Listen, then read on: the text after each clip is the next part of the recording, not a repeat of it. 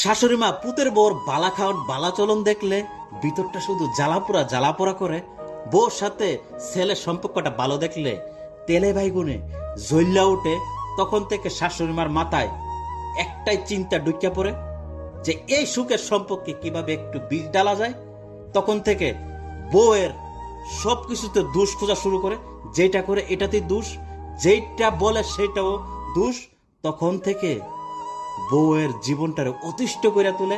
পাশাপাশি পুতের বউর বদনামটা পুতের কাছে করতে করতে তার কানটা বাড়ি করে তোলে। তখন ওই পুতের কাছেও বউ অতিষ্ঠ হয়ে ওঠে।